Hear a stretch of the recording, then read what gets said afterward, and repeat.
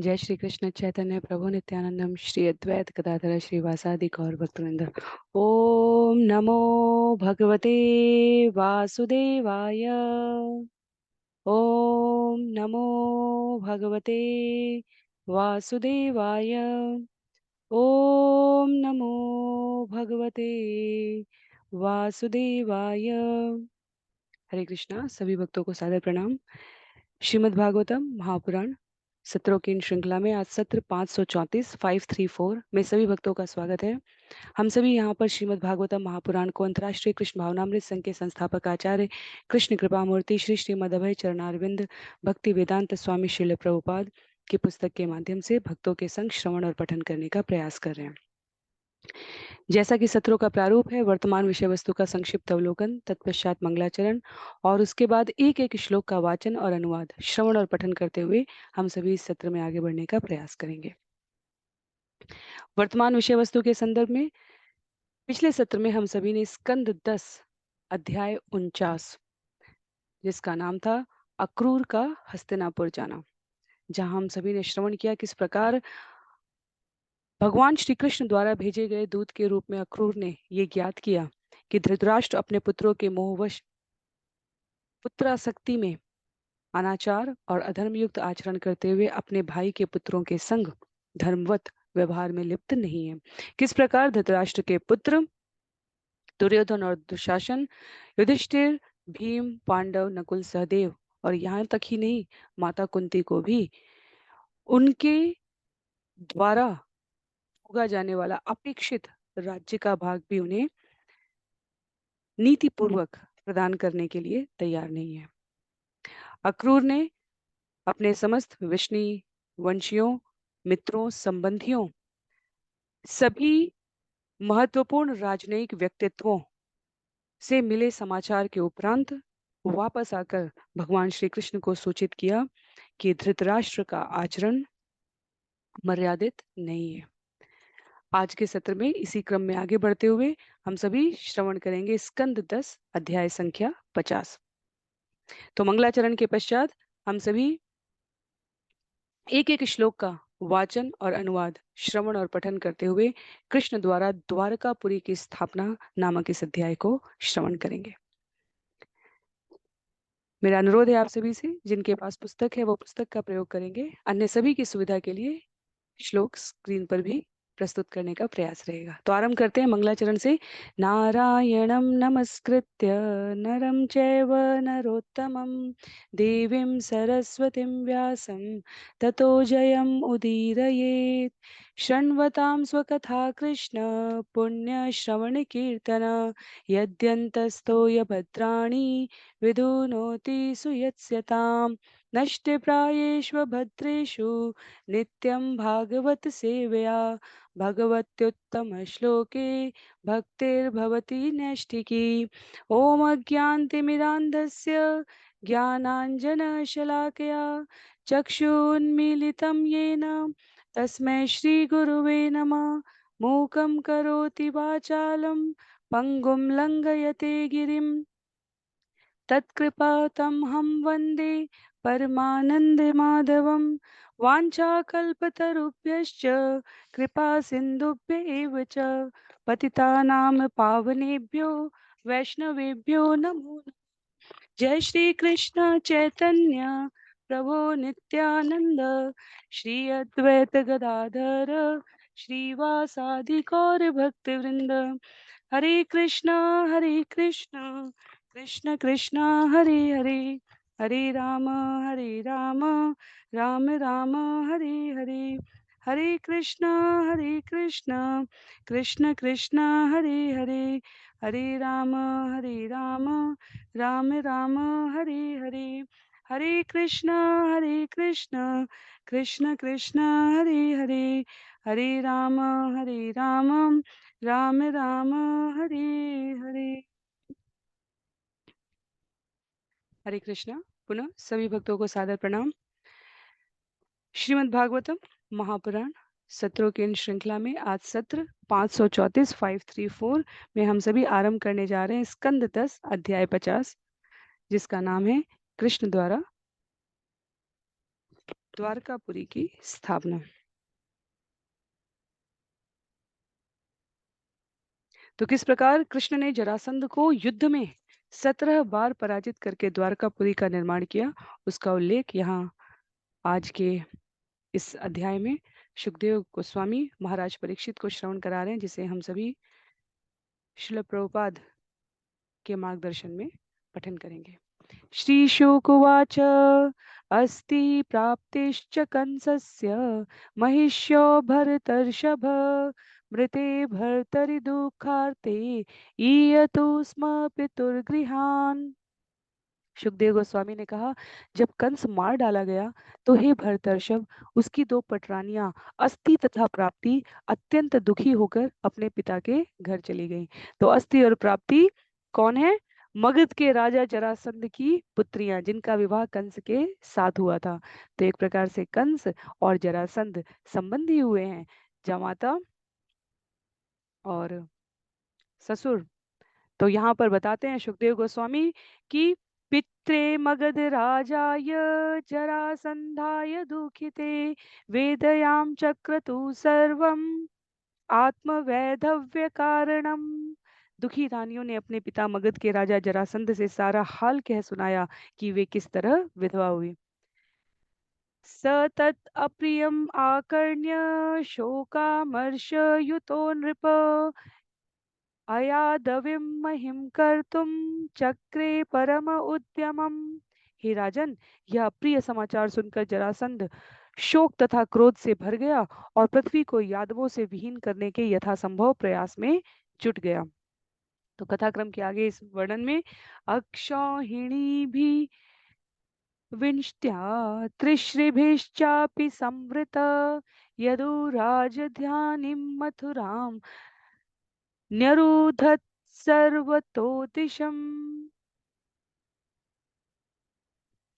उसने 23 अक्षौहिणी सेना लेकर यदुओं की राजधानी मथुरा के चारों ओर घेरा डाल दिया। तो अक्षौहिणी हम सभी ने श्रीमद् भगवत गीता अध्याय 1 में भी संख्या के रूप में श्रवण कर रखी है, जहाँ हाथी की और रथ की संख्या समान होती है, घुड़सवारों की संख्या 3 गुनी होती है और पैदल सैनिकों की संख्या 5 गुनी होती है। तो हाथी और रथ 1:1 अनुपात के 3 अनुपात में घुड़सवार और 5 अनुपात में पैदल सैनिक होते हैं। तो यदि एक हाथी और एक रथ है तो 3 घुड़सवार होंगे और 5 पैदल पैदल सैनिक होंगे। तो 23 अक्षौहिणी सेना के साथ जरासंध जरासंध का विषय वास्तव में बहुत सारे लोगों को आकर्षित करता है, कैसे भगवान पराजित हो गए। क्योंकि ऊपर ऊपर घटनाक्रम में हमने सिर्फ सुना होता है ना कि भगवान जरासंध से युद्ध करते हुए फिर मथुरा छोड़कर चले गए, इसलिए भगवान का एक नाम रणछोड़ पड़ गया और उन्होंने वहां जाकर द्वारकापुरी की स्थापना की। पर घटनाक्रम कहाँ है? प्रामाणिक रूप से आचार्यों के मार्गदर्शन में हमें यहाँ श्रीमद् भागवतम में श्रवण करने का अवसर प्राप्त हो रहा है। श्लोक संख्या 5 और 6 में कहते हैं, निरीक्ष्य तद्बलं कृष्ण उद्वेलम इव सागरम स्वपुरम तेन संरुद्धम स्वजनम च भयाकुलम चिंतयामास भगवान हरि कारण मानुष तद्देश काल अनुगणम स्व अवतार प्रयोजनम। यद्यपि पूर्ण पुरुषोत्तम भगवान श्री कृष्ण इस संसार के आदि कारण हैं, किंतु जब वे इस पृथ्वी पर अवतरित हुए तो उन्होंने मनुष्य की भूमिका निभाई। अतः जब उन्होंने देखा कि जरासंध की सेना ने उनकी नगरी को उसी तरह घेर लिया है जिस तरह महासागर अपने किनारों को तोड़कर बहने लगता है, और जब उन्होंने यह देखा कि यह सेना उनकी प्रजा में भय उत्पन्न कर रही है, तो भगवान ने विचार किया कि देश काल तथा उनके वर्तमान अवतार के विशिष्ट प्रयोजन के अनुकूल उनकी उपयुक्त प्रतिक्रिया क्या होनी चाहिए। पुनः एक बार, यद्यपि पूर्ण पुरुषोत्तम भगवान कृष्ण इस संसार के आदि कारण हैं, किंतु जब वे इस पृथ्वी पर अवतरित हुए तो उन्होंने मनुष्य की भूमिका निभाई। अतः जब उन्होंने देखा कि जरासंध की सेना ने उनकी नगरी को उसी तरह घेर लिया है जिस तरह महासागर अपने किनारों को तोड़कर बहने लगता है, और जब उन्होंने देखा कि यह सेना उनकी प्रजा में भय उत्पन्न कर रही है, तो भगवान ने विचार किया कि देश काल तथा उनके वर्तमान अवतार के विशिष्ट प्रयोजन के अनुकूल उनकी उपयुक्त प्रतिक्रिया क्या होनी चाहिए।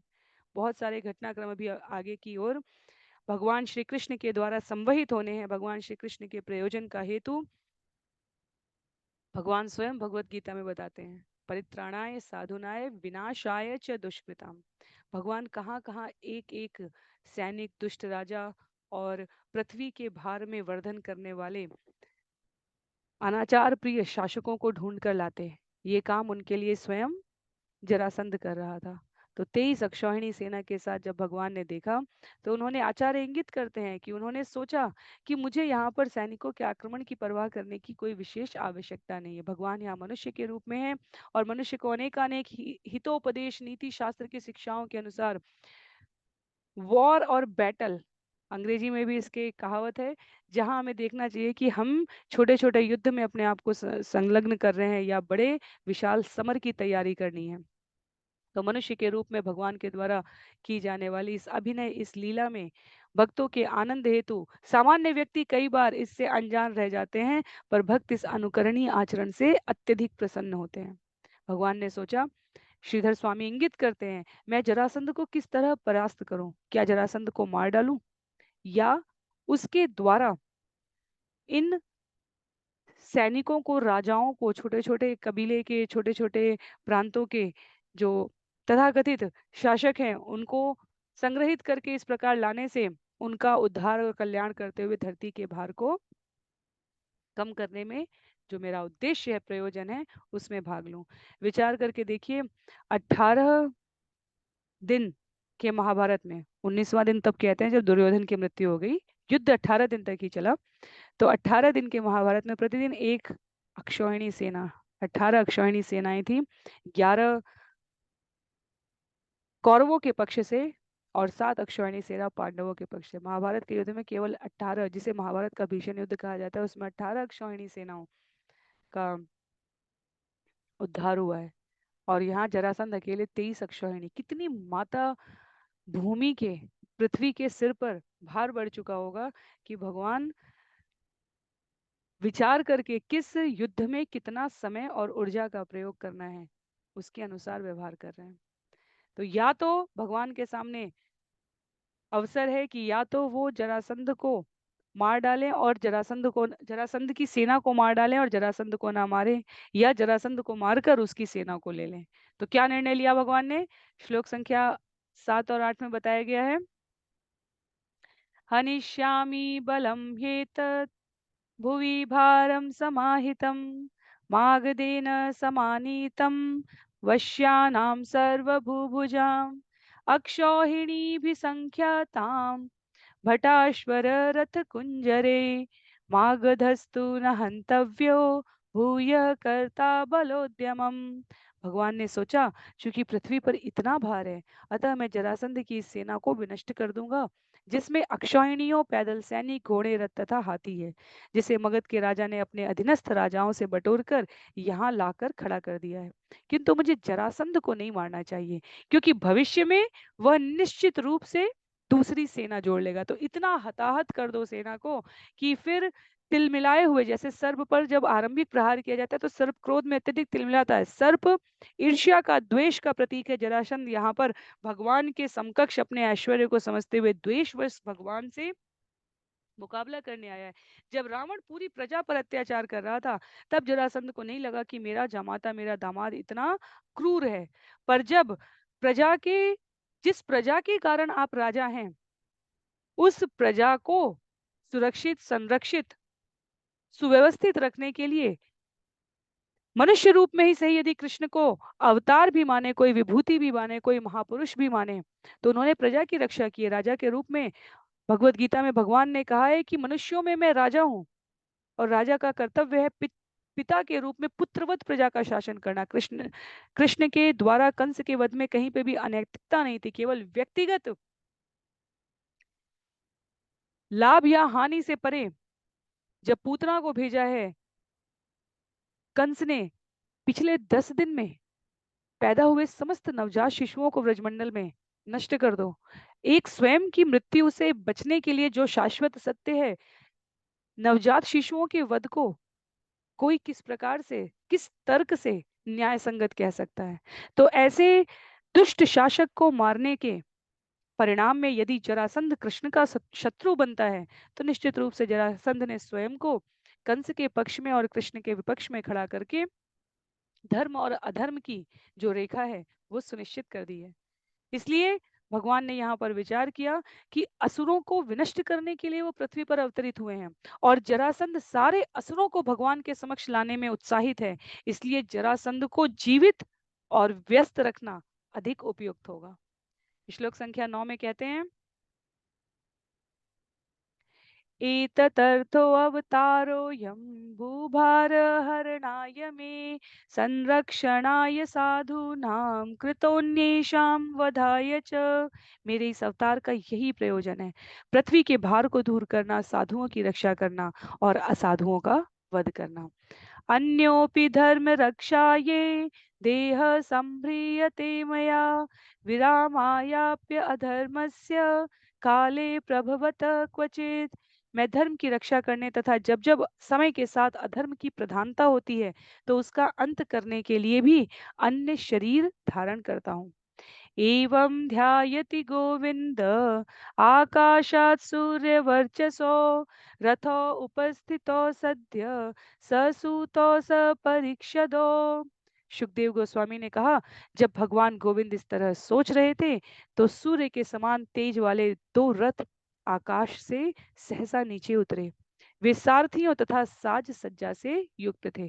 तो भगवान के द्वारा युद्ध का विचार करने मात्र से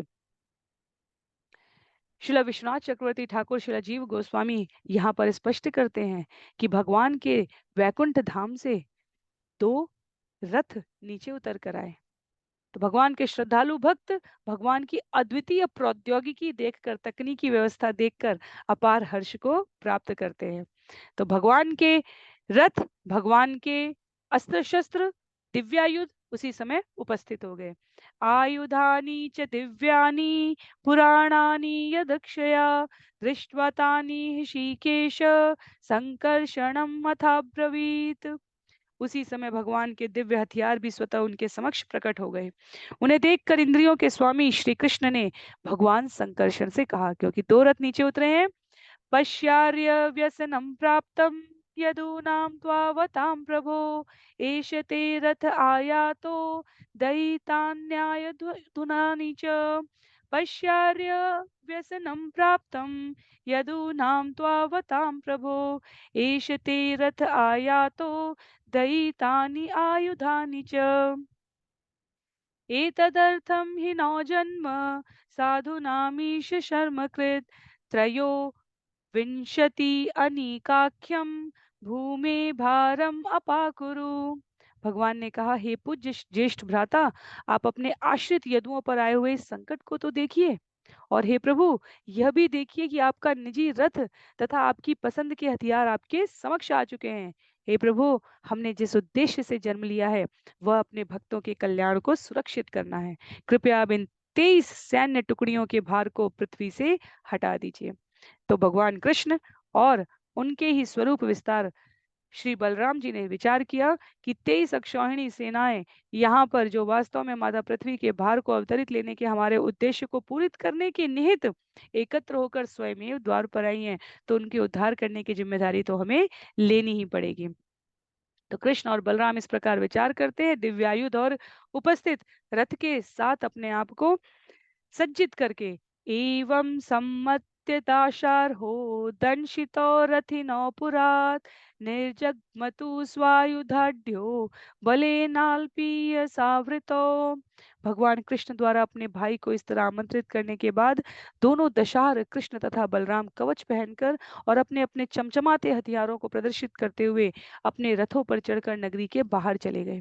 उनके साथ सैनिकों की छोटी सी टुकड़ी ही थी। शंखं दद्मो विनिर्गत्य हरिदारुकसारथी ततो अभूत परसैन्यानां यदि वित्रासवे पथु। जब भगवान कृष्ण दारुक द्वारा हाके जा रहे अपने रथ पर चढ़कर नगरी से बाहर आ गए तो उन्होंने अपना शंख बजाया। इससे शत्रु सैनिकों के हृदय भय से कांपने लगे। शंखम दद्मो विनिर्गत्य, बाहर जाकर भगवान ने शंख बजाया। भगवान अपने मथुरा वासियों को अत्यधिक सुरक्षित और संरक्षित रखते हैं।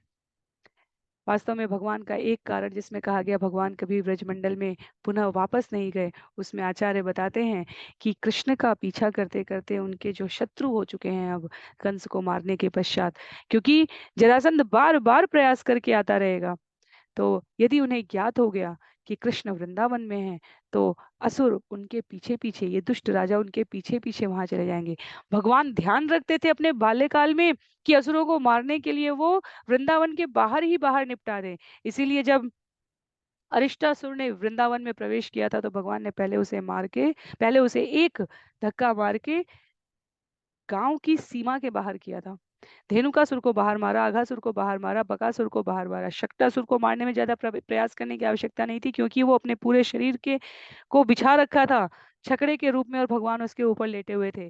तृणावर्त को भगवान ने ऊपर आकाश में जाके मारा। भगवान जितना संभव हो अपने भक्तों को सुख पहुंचाने का प्रयास करते हैं, उनके सामने इस प्रकार के विभत्सकारी दृश्यों को उपस्थित नहीं करते।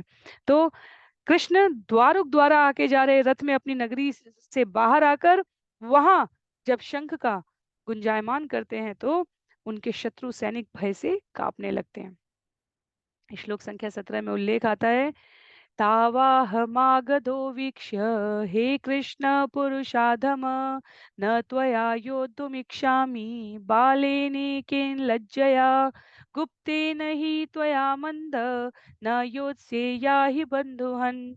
जरासंध ने दोनों की ओर देखा और कहा, अरे पुरुषों में अधम कृष्ण, जरासंध के शब्द है ये, मैं तुमसे अकेले नहीं लड़ना चाहता, क्योंकि एक बालक से युद्ध करना लज्जा की बात होगी। अरे अपने को गुप्त रखने वाले मूर्ख, अपने संबंधियों की हत्या करने वाले, तू भाग जा, मैं तुझसे युद्ध नहीं करूंगा। तो जरासंध वास्तव में यहाँ पर जिन शब्दों का प्रयोग करते हैं, श्रील श्रीधर स्वामी उसकी व्याख्या करते हुए कहते हैं, शब्द प्रयोग हुआ है पुरुष अधम यस्मात्। तो संस्कृत में जिस प्रकार एक शब्द की अनेकानेक व्याख्याएं की जाती हैं, संधि से यस्मात् यहाँ पर सप्तमी विभक्ति के रूप में आचार्य तात्पर्य में बताते हुए कहते हैं, जिसके सामने सारे लोग अधम हैं। एक अर्थ में यहाँ पर पुरुषों में अधम कृष्ण। तो जब हम सप्तमी संस्कृत के सामान्य बोध में भी यदि हमें स्मरण हो, जब हम स तौते तम तौतान जब सप्तमी में आते हैं हम, तो वहां पर में कॉमा पर दो अर्थों में प्रयोग होता है। तो पुरुषों में अधम कृष्ण ये दुष्ट लोग व्याख्या करते हैं, और आचार्य कहते हैं जिसके सामने यस्मात, जिसके सामने सारे लोग अधम है ऐसे पुरुष, तो वो कौन है? पुरुषोत्तम भगवान। तो इस प्रकार जरासंध द्वारा प्रयोग किए गए शब्दों को आचार्यों ने सुसंस्कृत भाषा का प्रयोग करते हुए भगवान श्री कृष्ण की महिमा वर्धन के लिए प्रयोग किया है। कहते हैं दूसरा शब्द यहाँ पर जो प्रयोग हुआ है बंधु, बंध क्रिया बांधना व्युत्पन्न है, और उसके लिए कहा गया बंधुवन से, अज्ञान के बंधन से नष्ट करने के लिए। तो यहाँ शब्द प्रयोग हुआ है कि अपने को गुप्त रखने वाले, अपने संबंधियों की हत्या करने वाले, तू भाग जा। और इस बंधु शब्द को संबंधी के रूप में जरासंध ने प्रयोग किया है, और आचार्य प्रयोग करते हैं बंधु क्रिया बंध से उत्पन्न होने वाला बंधुहन, अर्थात जरासंध कहता है बंधु को मारने वाले, और आचार्य कहते हैं जो अज्ञान के बंधन से मुक्त करने वाले हैं। सुंदर साहित्यिक यहाँ पर विवेचना है। श्लोक संख्या 18 में, तव राम यदि श्रद्धा युध्यस्व धैर्यमुद्वह हित्वा वामक्षरश्चिन्नम देहम स्वर्याहि माम जही। रे बलराम, तू धैर्य सजोकर के मुझसे लड़। यदि तू सोचता है कि तू ऐसा कर सकता है, या तू मेरे बाणों के द्वारा खंड खंड होने से अपना शरीर त्याग और इस तरह स्वर्ग प्राप्त कर, या फिर तू मुझे जान से मार। तो जिस प्रकार कहते हैं थोथा चना बाजे घना, यहाँ पर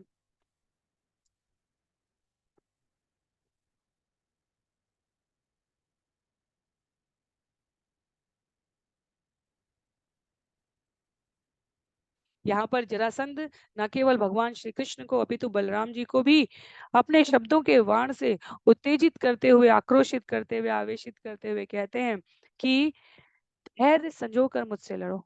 वास्तव में भगवान को अपने भक्तों की भक्ति में जो व्याधि उत्पन्न करते हैं, इस प्रकार के लोगों के साथ अत्यंत धैर्य से ही मुकाबला करना होता है। भगवान की कोई रुचि नहीं होती, क्योंकि भगवान का प्रिय कार्य अपने भक्तों के संग सुंदर भाव विनिमय में लिप्त रहना होता है। और उसमें जो बाधा उत्पन्न करते हैं भगवान, अनिच्छा से, बहुत अधिक उत्साह से नहीं, अनिच्छा से, बिना ध्यान दिए उनको मार सकने में सक्षम है।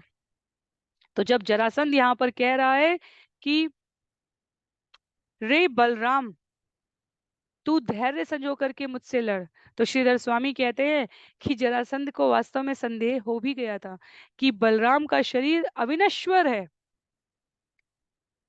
इसलिए उन्होंने ये विकल्प रखा कि या तो तू मुझे मार दे या अपना शरीर त्याग दे। व्यवहारिक रूप से देखा जाए तो जरासंध प्रत्येक व्यक्ति को वास्तव में वो कितना भी छल पूर्वक आचरण करे, अंतस से उसे ज्ञात होता है कि वो सही कर रहा है या गलत कर रहा है। यदि कोई अपने हृदय में स्थित परमात्मा की आवाज को बिल्कुल अनसुना भी कर दे, तो भी, जिसे छठी इंद्रिय कहा जाता है, सक्रिय अवस्था में जिस भी कार्य को जीव करने जाता है, उसके प्रति उसके प्रयोजन, उसके उद्देश्य के अनुरूप उसको संकेत प्राप्त होते हैं। तो जरासंध का उद्धार वैसे भी शरीर को वध करने के जिस विकल्प के साथ उसने बलराम के समक्ष रखा है, बलराम जी उसकी इच्छा को अवश्य ही पूरा करेंगे। और इसलिए व्यवहारिक रूप से यहाँ पर वो कहता है कि उसको अनुभूति लगती है कि ये मारे नहीं जा सकते। श्लोक संख्या 19 में कहते हैं भगवान, श्री भगवान उवाच, न वै शूरा विकथन्ते दर्शयन्तेव पौरुषं, न गृहीन्मो वचो राजन् आतुरस्य मुमुर्षत। भगवान ने कहा, असली वीर केवल डींग नहीं मारते, अपितु अपने कार्य के द्वारा पराक्रम का प्रदर्शन करते हैं। जो चिंता से पूर्ण हो और मरना चाहता हो, उसके शब्दों को हम गंभीरता से नहीं ले सकते। अकाट्य सत्य भगवान ने कहा। भौतिक जगत का प्राणी सदैव चिंता में व्यस्त रहता है, भक्त चिंतन करता है। तेषाम सतत युक्तानाम भजताम प्रीति पूर्वकम ददामि बुद्धि योगम तम ये न मामो पयांति थे। जो सतत भगवान के चिंतन में लगा हुआ है, भगवान को प्रीति पूर्वक भजता है, उसको भगवान ऐसी मति प्रदान करते हैं जिससे वो उनको प्राप्त कर सके। भक्त चिंतन करके अपने समस्त कार्यों को भगवान के श्री चरणों में, उनकी सेवा में, उनकी प्रसन्नता के लिए, अपने हृदय के शुद्धिकरण के लिए समर्पित करता है। और भौतिक जगत का प्राणी प्रत्येक कार्य में स्वयं को कर्ता मानता है, भोक्ता मानता है, अपने जीवन को सदैव पीड़ित रखता है, सदैव चिंता से ग्रस्त रहता है। उसी लंका में रावण रहते थे और उसी लंका में विभीषण रहते थे। चिंता और चिंतन का ये अर्थ है। एक के लिए वो अनर्थकारी परिणाम लेकर आया और एक के लिए जीवन का सही अर्थ लेकर आया। जरासंध का व्यवहार भगवान यहाँ शब्दों में इस प्रकार बड़ी बड़ी डींगे हांके जाते हुए देख कर कहते हैं, कार्य के द्वारा पराक्रम का प्रदर्शन करो।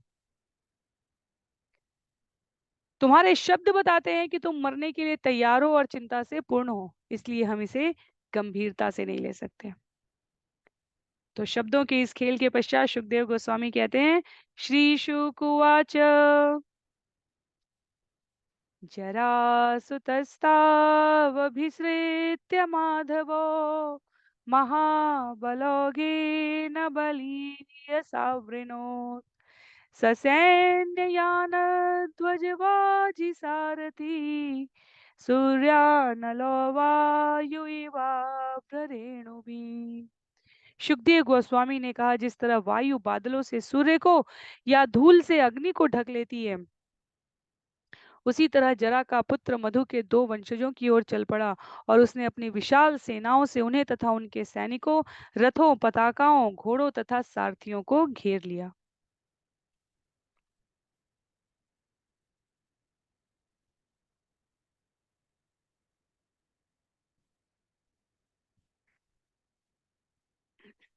जब हम पिछले कुछ श्लोक पहले जाते हैं इसी अध्याय में तो वहां पर उल्लेख आता है भगवान थोड़ी सेना लेकर आए हैं, क्योंकि भगवान का उद्देश्य यहाँ जीतना और हारना नहीं था इस युद्ध में। अभी तो भगवान हताहत करके वापस भेजने वाले हैं।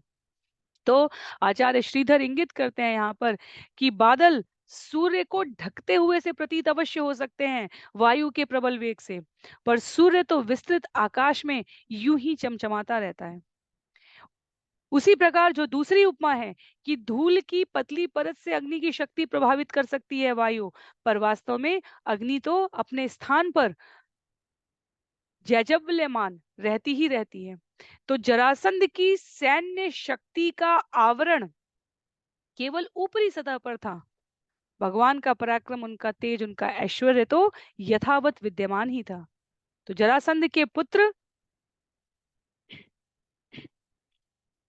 मधु के दो वंशजों की ओर इस प्रकार चल पड़े जैसे लगा कि वायु ने बादलों की परत से सूर्य को ढक लिया हो या धूल की परत से अग्नि को ढक लिया हो। भगवान के सैनिक, रथ, पताका, घोड़े, सारथी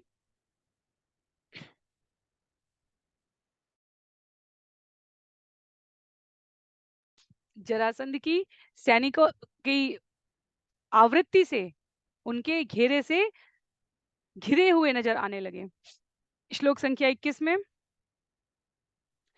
सुपर सुपर्णतालध्वजचिह्नितो रथा वलक्षयन्त्यो हरिरामयो मृधे स्त्रियपुराट्टालकहर्म्यगोपुरं समाश्रिता सम्मुमुहुषु चार्दित। स्त्रियां अटारियों, महलों तथा नगर के ऊंचे द्वारों पर खड़ी हुई थी। जब उन्हें कृष्ण तथा बलराम के रथ नहीं दिखाई पड़े, जिनकी पहचान गरुण तथा ताड़ वृक्ष के प्रतीकों से चिन्हित पताकाओं से होती थी, तो वे शोकाकुल होकर मूर्छित हो गई। वैसे तो मथुरा की नारियों ने, स्त्रियों ने भगवान श्री कृष्ण के प्रबल पराक्रम को रंगभूमि में साक्षात प्रकट रूप से देखा था। तथापि सैनिकों के इस महासमर में, क्योंकि किले के जो अट्टालिकाएं हैं वो अत्यधिक ऊंचाई से होती हैं, कई किलोमीटर दूर तक देखा जा सकता है। हम वर्तमान में भी जो ध्वंस शेष रूप में भी किले हैं, जो हजारों हजार सालों से पहले के बने हुए हैं, उनकी ऊंचाइयों के अनुसार देख सकते हैं किलों का निर्माण हमेशा बहुत ही सामरिक दृष्टि से, राजनैतिक दृष्टि से, कूटनीतिक दृष्टि से किया जाता है। पहले की आत्मनिर्भरता राजाओं महाराजाओं की इस प्रकार की होती थी कि महीनों महीनों तक युद्ध चलते थे, किले के द्वार बंद कर दिए जाते थे, प्रजा अंदर रहती थी और सभी प्रकार की सामग्रियां उपलब्ध होती थी। वर्तमान समय में यदि सब युद्ध की स्थिति हो जाए और जिस प्रकार हम अंतर्राष्ट्रीय स्तर पर श्रवण भी करते हैं, तो पानी की, बिजली की, खाद्य आपूर्ति की किस क्षण कमी हो जाए, इतनी परस्पर निर्भरता हो चुकी है। पर पहले के राजा महाराजाओं के मध्य होने वाले युद्ध में आत्मनिर्भरता की पूरा पूरा राज्य किले के अंदर लाया जा सकता था और महीनों तक युद्ध चलने की स्थिति में प्रजा का संरक्षण करना संभव था। तो ऊंची अटारियां हैं महलों की, नगरों के ऊंचे द्वारों पर खड़ी हैं स्त्रियां पुरुष, जो भगवान कृष्ण और बलराम के रथ के ऊपर लगे हुए प्रतीकों, चिन्हों से जब अपने आप को देख नहीं, जब अपनी आंखों से देख नहीं पाती हैं, तो उनको अत्यधिक शोक होता है, उन्हें भय होता है। शोक और भय यहाँ पर रागात्मक, अर्थात क्योंकि कृष्ण और बलराम से विशेष स्नेह है, अपने पालनकर्ता के रूप में, अपने उद्धारक के रूप में नागरिक उनसे संबद्ध करते हैं, अपने प्रिय के रूप में संबद्ध करते हैं, इसलिए वे अत्यधिक शोकाकुल हो गए। श्लोक संख्या 22 में कहते हैं हरि परानी कपयो मुचामु शीली मुखात्युल्लबड़वर्ष पीड़ितम् स्वसैन्यमालोक्य सुरासुरार्चितम् व्यस्फुर्जयक्षांगशराशनोत्तमम्। अपने चारों ओर बादलों जैसे विशाल शत्रु सेनाओं के बाणों की भयानक तथा निर्मम वर्षा से अपनी सेना को पीड़ित देखकर भगवान हरि ने अपने उस उत्तम धनुष शारंग पर टंकार की, जो देवताओं तथा असुरों दोनों के लिए पूजित है। तो अब वास्तव में जहां भगवान उपस्थित है, वहां राजनैतिक रूप से युद्ध में प्रत्यक्ष रूप से खड़े होकर आयुधों का प्रयोग करने का अवसर आ गया है। नवजात शिशु से लेकर 10-11 साल की अवस्था तक इतने बड़े बड़े असुरों को मारने के लिए भगवान ने कभी किसी एक तिनके का भी आश्रय नहीं लिया। एक तिनके का भी आश्रय नहीं लिया। इसलिए भगवान हर क्षण भगवान है। भगवान को किसी विशेष परिस्थिति में भगवान साबित करने की आवश्यकता नहीं होती। इसलिए भगवान एक ही है। भगवान की विभूतियां हो सकती हैं, भगवान के अंशावतार, युगावतार, मनवंतरावतार, शक्तियावतार, स्वरूप विस्तार हो सकते हैं, पर भगवान एक होते हैं। एक विशेष परिस्थिति में कोई व्यक्ति भगवान नहीं बन जाता। भगवान के होने का शास्त्रों में संकेत है, उनके लक्षणों का वर्णन है, उनकी लीला के आयोजनों की अग्रिम सूचना है। और अब जब भगवान को युद्ध करने की आवश्यकता हुई, तो भगवान के अस्त्र शस्त्र यहाँ धराधाम पर किसी विशेषज्ञ द्वारा निर्मित नहीं है। जरासंध के द्वारा घेरी गई मथुरा नगरी को देखने के पश्चात भगवान ने विचार किया कि युद्ध करना चाहिए। तो वैकुंठ धाम से उनके लिए उनके रथायुध उपस्थित हो गए और कृष्ण और बलराम इस प्रकार बादलों जैसी विशाल शत्रु सेना के द्वारा प्रक्षेपित बाणों को, जो निर्मम वर्षा कर रहे थे, अपने संग लाई गई सेना के ऊपर देखने के पश्चात अपने धनुष, जो देवी और देवताओं, असुरों और राक्षसों, जगत के सभी योद्धाओं के द्वारा पहले से पूजित है, उस पर अब प्रत्यंचा चढ़ाने जा रहे हैं। श्लोक संख्या 23 में उल्लेख आता है, गृहन्निषङ्गा तथ सन्ददच्छरान् विकृष्य मुञ्चन्षित बाणपूगान् निघ्नन् रथान् कुञ्जरवाजिपत्तीन् निरन्तरं यद्वतलात चक्रम। भगवान कृष्ण ने अपने तरकस से तीर निकाले, उन्हें प्रत्यंचा धनुष की डोरी पर स्थित किया, चढ़ाया, डोरी खींची और तीक्ष्ण बाणों की जड़ी लगा दी, जिससे शत्रु के रथों, हाथियों, घोड़ों तथा पैदल सैनिकों पर जाकर वार किया। भगवान अपने तीरों को अलात चक्र की भांति छोड़ रहे थे। अर्थात ऐसे लगे, वर्तमान स्थिति में यदि हमें समझना हो तो ऐसे लगे जैसे कोई मशीन चल रही है और बिना किसी गतिरोध के उससे लगातार उसके घूर्णन से तीरों की वर्षा होती जा रही है। तो शत्रु के रथ, हाथी, घोड़े, पैदल सैनिक, सब पर भगवान के द्वारा चढ़ाई गई धनुष की डोरी से छोड़े गए तीर अलात चक्र की भांति वार करने लगे। श्लोक संख्या 24 में कहते हैं, निर्भिन्न कुंभाकरिणो निपेतु अनेक शर्वक्न कंधरा रथा हतश्व ध्वजसूतनायका पदायतश्चिन्न भुजोरुकंधरा। हाथी धराशयी हो गए, उनके माथे फट गए, कटी गर्दनों वाले सेना के घोड़े गिर गए, रथ, घोड़ों, झंडों, सारथियों तथा स्वामियों समेत टूट फूट कर गिर गए, और कटी हुई भुजाओं, जांघों तथा कंधों वाले पैदल सैनिकों ने दम तोड़ दिया। वास्तव में भगवान को शत्रुओं को, दुष्टों को, असुरों को मारने के लिए कोई विशेष प्रयास करने की आवश्यकता नहीं है, पर भगवान मनुष्य रूप में यहाँ पर लीला कर रहे हैं, जिनके भ्रिकुटी के ऊपर और नीचे करने मात्र से सृष्टि का निर्माण और प्रलय होती है। उनको शत्रुओं को मारने के लिए क्या उद्योग करने की आवश्यकता है। पर चाहे वो राम रावण युद्ध हो, चाहे यहाँ पर कंस जरासंध हो, चाहे महाभारत हो, जहाँ बिना युद्ध में हथियार उठाए बिना उपस्थित भगवान को भीष्म पितामह स्कंद 1 में कहते हैं कि युद्ध तो केवल आप लड़ रहे थे। जहां भगवान ने कोई बाण नहीं उठाया, किसी की हत्या नहीं की, उस युद्ध के परिणाम को देखकर गांधारी ने भगवान को कहा कि युद्ध तो केवल तुम कर रहे थे। तो भगवान को युद्ध करने के लिए किसी विशेष प्रयोजन की आवश्यकता नहीं है, पर मनुज रूप में अपने इस अभिनय में भगवान स्पष्ट करते हैं कि धर्म की रक्षा के लिए, दुष्टों के संहार के लिए, प्राणी मात्र के कल्याण के लिए जिस भी प्रकार के कार्य की आवश्यकता है, मैं करने के लिए उपस्थित हूँ। तो यहाँ पर श्लोक संख्या 25 से लेकर 28 तक एक साथ है। आज के सत्र के लिए हम लोग इन्हें एक साथ श्रवण करेंगे। आगे का वृत्तांत अगले सत्र में श्रवण करने का प्रयास रहेगा। संशीद्यमान द्विपदे भवाजिनाम् अंग प्रसूता शतशो श्रीघापगा भुजाय पुरुष शीर्ष कक्षपा हत द्विपद्वीपहय ग्रहाकुला करोरुमीना नरकेश शैवला धनुस्तरङ्गायुधगुल्म शङ्कुला अक्षूरिकावर्त भयानकामः अणि प्रवेशा अणि प्रवेकाभरणाश्म शर्करा